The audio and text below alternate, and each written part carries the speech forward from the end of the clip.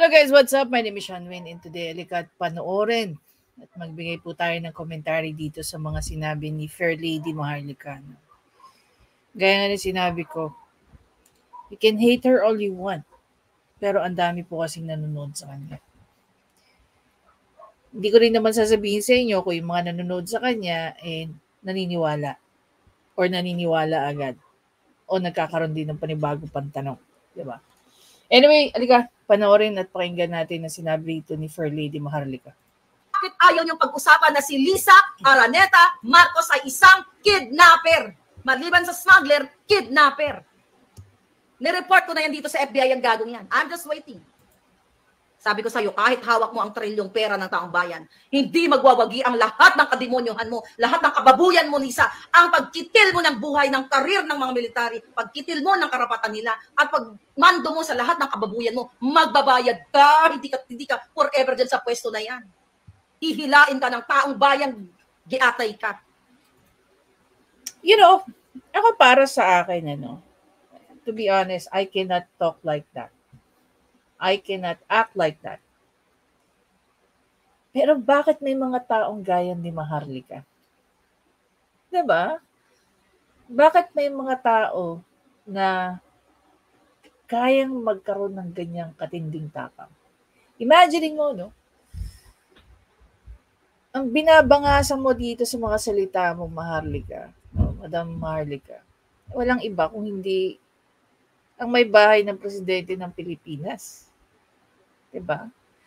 And you've been doing this for the last couple of months. Ngayon, ito ang pinakamagandang tanong ko. After all what you have said, even before, with all the evidences na meron kang hawak, bakit, kahit kay Atty. Glenn Chong, no? Even with Atty. Glenn Chong, again, I have no hate to these people. Pero nagiging pala isipan siya sa akin, nagiging tanong siya sa akin. Okay?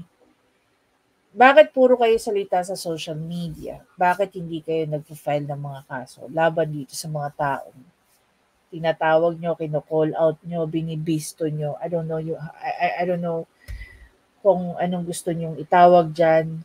No, masasabi bang ikaw ay isang whistleblower? Kasi yung kakasalita mo, eto nagiging nagiging common na to sa amin yung mga ganitong galawan. Yung babatikusin mo yung isang tao, pero may mga emisaryong pinapadala. 'Di ba? Yung mga ganitong galawan, medyo familiar na kami. Kaya dito sa mga sinasabi na may Maharlika, partly naniniwala ako. Okay? Na may mga ginagamit si F. Elisa para pakasuhan siya. Ang tanong, ito bang mga taong nagkakaso sa'yo, wala ka bang ginawang atraso dyan sa mga yan? 'Di ba? Siguro one thing that I've learned, or I'm learning so far, at nag-agree naman sa akin dito si Atty. Libayan. May mga bagay na habang nag-aaral pa lang ako, nakikita ko na. Diba? Nakikita ko na yung kabulukan ng sistema. Now, dito sa mga ginagawa ni Maharlika, ni Atty. Glenn Chong, kung may mga hawak kayong ebidensya laban dito kay F. Elisa or even kay PBBM, bakit hindi nyo sila filean ng patong-patong na kaso? Sa dinami-dami ng mga nasasabi nyo against sa kanila. Hayaan po natin ang mga korte. 'Di ba? Ako, kahit nakaka-witness ako ng kakaibang proseso, naninindigan pa rin ako at naniniwala ako na malinis at maayos ang ng takbo ng judiciary dito sa Pilipinas. No?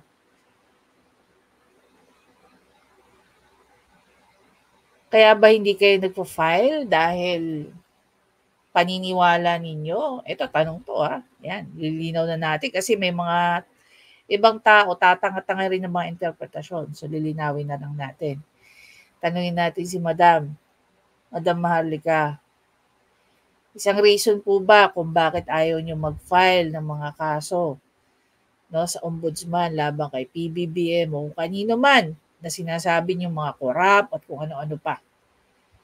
Dahil alam nyo na hawak nila sa leeg itong mga ahensya ng gobyernong ito. 'Di ba?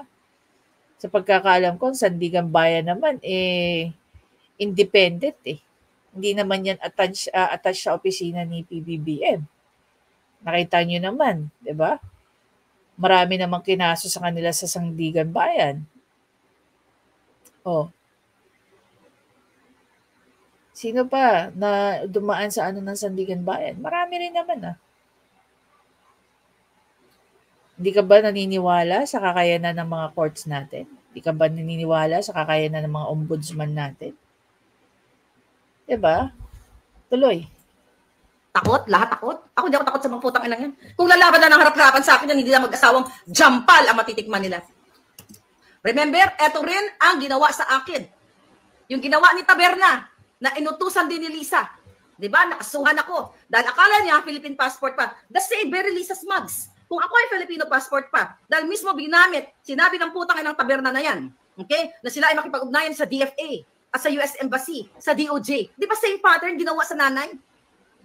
Kinasuhan si Maharlika, nag-invento ng address sa Pasig.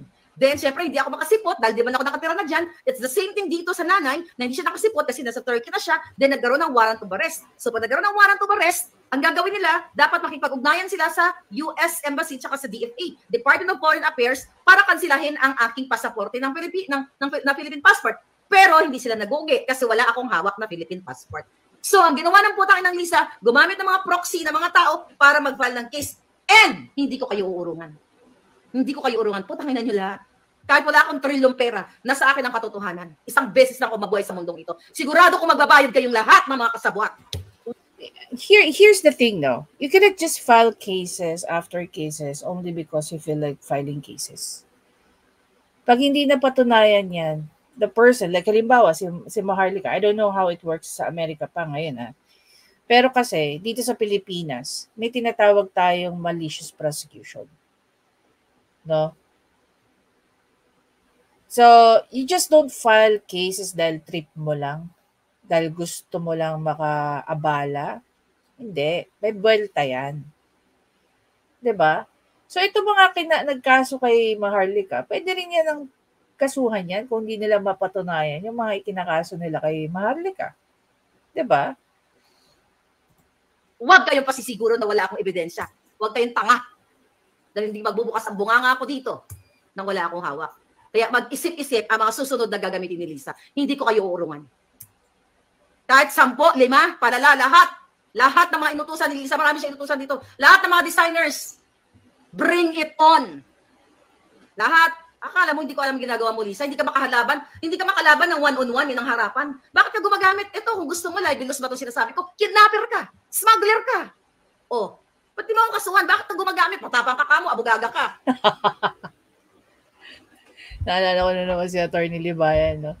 Sabi ni Atty. Libayan, bakit hindi daw si Idol ang magkaso sa kanya directly? Bakit daw gumagamit si Idol ng iba't ibang tao?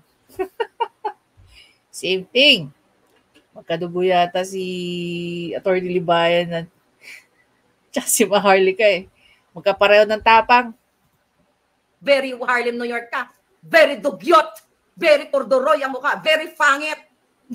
Kung gaano ka itim, kapangit ang corduroy mong mukha, mas masahol pa ang puso mong itim na ating mong maging mastermind ng pagkidnap sa mga bata. Yan ang ikaso mo sa akin.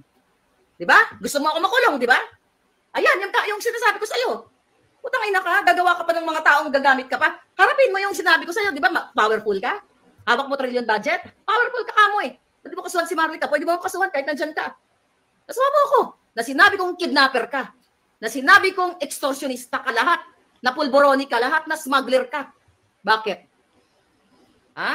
Lahat, pinakikialaman mo, tangin ng mga negosyo sa Pilipinas. Again, Okada, kala mo, lako ebidensyang hayop ka. Umikot na tumbong mo. Kaya, challenge kita, huwag kang gumamit ng mga kongresista katulad ng ginagawa mo kay Atty. Glenn Chong. Bakit hindi mo kasuhan si Atty. Glenn Chong na bigaon kang alputera ka? Oo nga. Bakit hindi niya kasuhan si Attorney Glenn Chong? Diba? Sa mga sinasabi ni Attorney Glenn Chong. Pag kinasuhan niyo ba si Attorney Glenn Chong, magpa-fireback ba si Attorney Glenn Chong? Mukha naman. Mukha naman.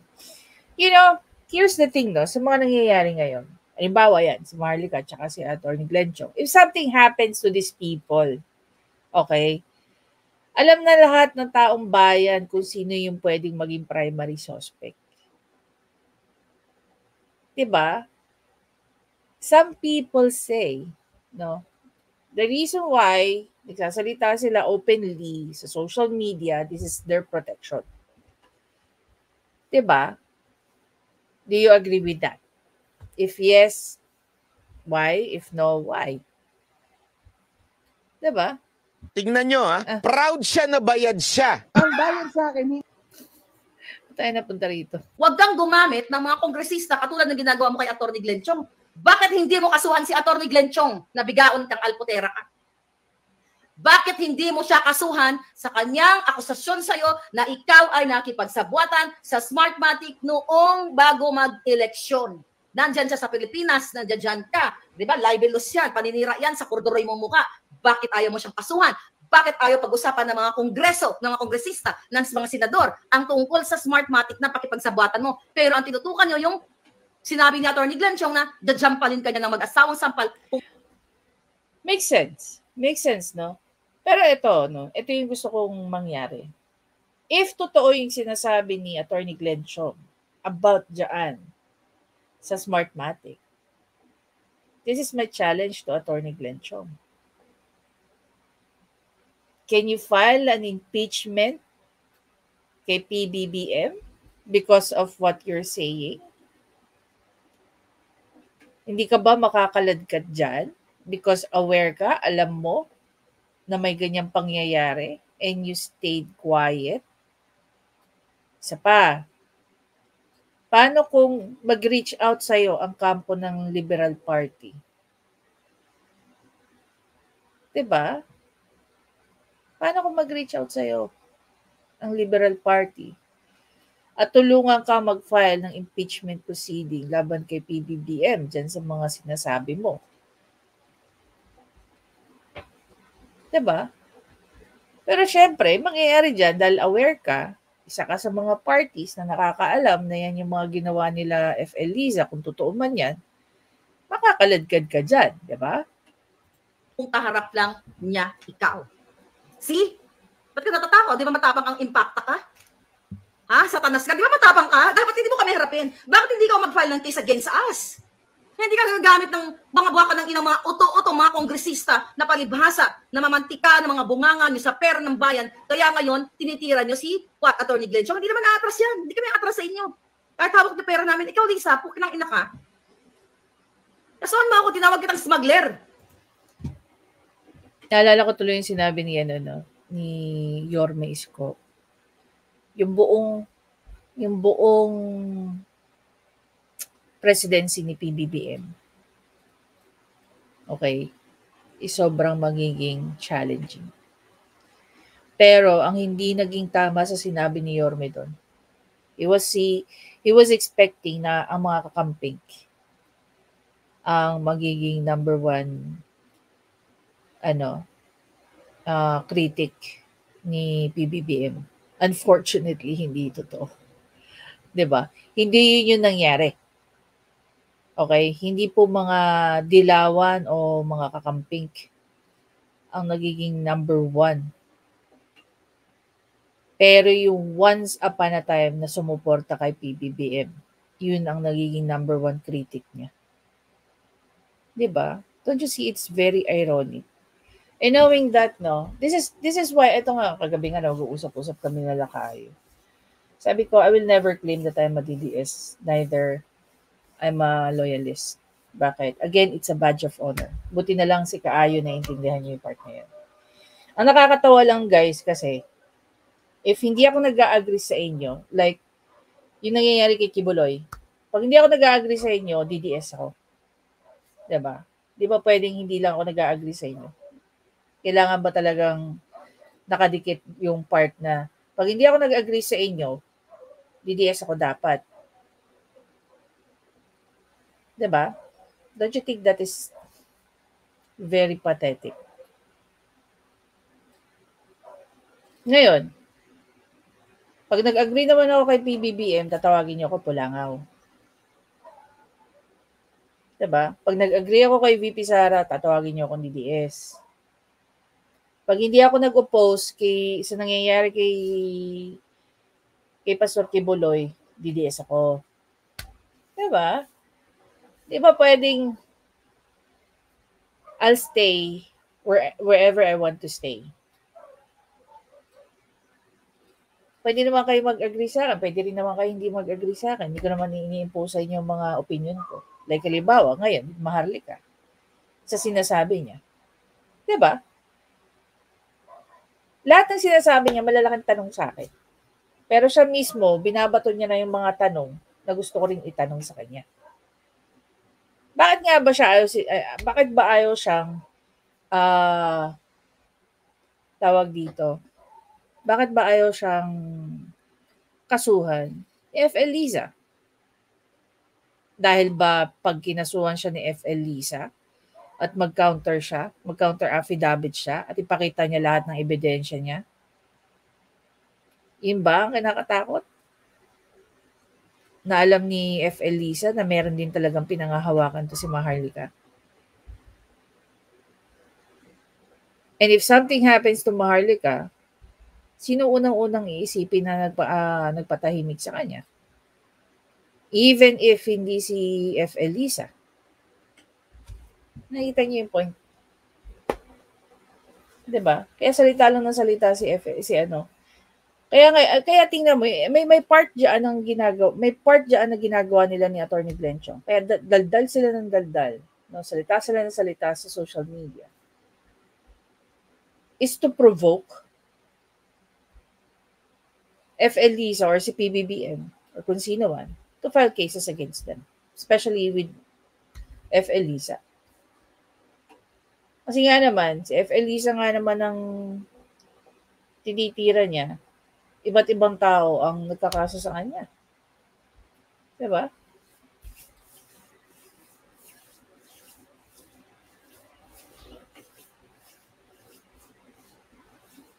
Yun ba yung reason kung bakit ayaw siyang patulan ni FL Liza? Yun ba yung reason kung bakit ayaw siyang sagutin ni FL Liza? Dahil pag kinasuhan niya si Maharlika, para siyang nag-open ng Pandora's box. Parang ganun yung dating sa akin. Oh, abogado ka kamo, di ba? Very New York. Gamitin mo lahat. Lahat ng iyong mga galamay. Gamitin mo. Ikasuhan mo si Maharlika. Bakit ka gumagamit ng proxy? Duwag ka. Isa kang duwag. Nakurduroy ang pagmumuka. Yan po ang larong duwag. Kasi kung matapang yan at nasa tama yan, Diyos ko matagal na kami nakulong ni Glenchong. Pero dahil nasa tama kami, hindi mangyayari ang hindi mananalo si Lisa Ahas. Yan, mga military, yan ang boss nyo, mga bangag. My God, ngayon, nagsakit-sakitan ng mga hayop. O baka niyayakap na kayo ni Aida. Sana matuluyan na kayo yakapin ni Aida ng bonggang-bongga. Nakita niyo mga hayop na yan. Kunyari, hardworking ang mga pukinang ina. Matapos mag-travel-travel, gumanda ba buhay ng Pilipinas? Matapos yung mag-travel-travel, tapos magpapahinga kayo, nagsisesyon kayo ng pulburon. Mga hindot kayo. Sabi ko sa'yo, Lisa, yung gitik mo, yung bilat mo, matatapos din yung hayop ka. Sorry mga palangga. Galit ako, yes. Hindi ka ba magagalit? Na may mga batang dinukot dahil kay Lisa Marcos? Imagine mo, ang tagal ko nang inakusan yung babaeng ahas na yan, magsimula sa smuggling sa pulburon. Tapos ay papahiga ng kaso gamit mo si Taberna. Putangay na. Pagbuhulin ko kayo mga hayop kayo. Ipa-disbar. Yeah, dapat siyang ma-disbar, hindi lang disbar. Sabi ko, kulang ang buhay ng pamilya niyan. Lahat ng mga nagdanakaw ng pera na bayan, kulang ang buhay nila. That stone to death, hindi sapat ang kabayaran. Dapat sa kanila tunawin ng bonggang-bongga. Diba? Asan yung mga anti-anti dyan dati, mga dilaw-dilawan, na anti-Marcos, dikador. Bakit tahimik kayo? Yun nga rin tanong ko, bakit tahimik sila? Well, actually, hindi naman. Meron ilan na maingay pa rin, no? Meron din naman. Pero hindi kasing ingay nung panahon ng eleksyon. Diba? Pero they're very quiet. Ito yung time na ito yung time na dapat ko na-question na nila yung mga sinasabi, yung kiniklaim ni Maharlika. Di ba? Mga duwag kayo, wala kayong balls. Huwag yung iboto yung mga, huwag yung iboto yung mga hinayupak na yan. Dilawanan kayo, upulahan kung ano man ang ano ninyo. Yung mga taong nagsalita dati, diktador si Marcos, na ang ngayon tahimik na. Kasi kasabwat na nila. Bakit? Dahil nakikinabang sila kay Lisa, ginagawa silang what? Bagman ni Lisa? Araw-araw ninanakaw ang pera ninyo. Araw-araw may nasasaktan. Araw-araw may nahihirapan, mga kababayan. Gusto nyo? Ang first lady nyo at ang presidente nyo sangkot sa kidnapping? Sangkot sa smuggling? O, saan kayo pupulutin? Kaya bangag talaga ang buhay ninyo. Ngayon, nasa mga kamay ninyo ang pag-asa, nasa kamay ninyo ang pagdesisyon. Nilatag ko na sa inyo. Hindi pa lahat, but nilatag ko na sa inyo, you decide, timbangin ninyo. Okay. Sinasabi dito ni Maharlika, si F. Elise daw ay involved sa smuggling. May pinangalanan na ba siyang company na involved dito sa smuggling na to? May pinangalanan na ba siyang... Okay, may mga pinangalanan siyang tao. Meron na ba siyang na-cite na mga transactions? Diba? Na we can look it up and verify. Because that's the only time na we can actually say na, oo nga, no, may sinasabi dito sa Maharlika. But then again, at the end of the day, I'm very sure naman na gaya nga na sinabi ng Maharlika, pag binukan niya rin yung bibig niya, ibig sabihin may hawak siyang ebidensya. So we're hoping na sooner or later, kaya niya magpakita ng mga ebidensya tungkol dyan sa mga sinasabi niya na smuggler si Lisa. Actually, there was even a phone call, no, na shinare niya. Okay, and they were talking about certain people sa Istanbul. Hindi ko alam yung buong storya. Pero this is something na we want to understand. Hindi mo kasi pwedeng sabihin, guys, na halimbawa, between those phone conversation ni F. Elisa, okay, doon sa kung sino man yung kausap niya, yun na yung pinaka-konteksto. We need to understand yung sitwasyon only when, no, makukuha natin yung buong detalye. Hindi natin maiintindihan yung kapiranggot na sinabi ni F. Elisa. Diba? Kasi, malamang, yung portion na yon na kinuha can have different meanings. Can be vague. Diba? So, paano natin titimbagin yung mga bagay-bagay kung hindi natin alam yung pinaka-konteksto ng yung pakikipag-usap ni F. Elisa dun sa kausap niya, no, sa hinihingan niya ng favor. Siyempre, ayaw naman natin mag-analyze sa isang bagay na kapiranggot na yung kapiranggot na yun, it doesn't even make sense. Anyway, ayun, sobrang gusto ko maintindihan itong mga sinasabi ni Maharlika. Kung totoo man yung sinasabi niya, the only thing na paniniwalaan ko 100% yan, kung magpa-file na sila ng mga reklamo laban sa mag-asawang Marcos. No? Imagine mo, no? It took them 30 plus years. Then ganito lang yung mangyayari sa administration ng PBBM. Parang hindi makatarungan, di ba?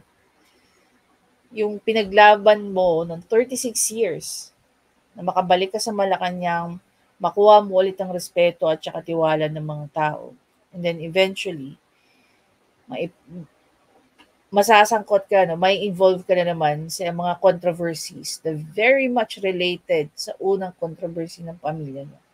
I just feel bad for Senator Amy. No? The way I see Senator Amy, okay naman siya. Okay naman siya para sa akin.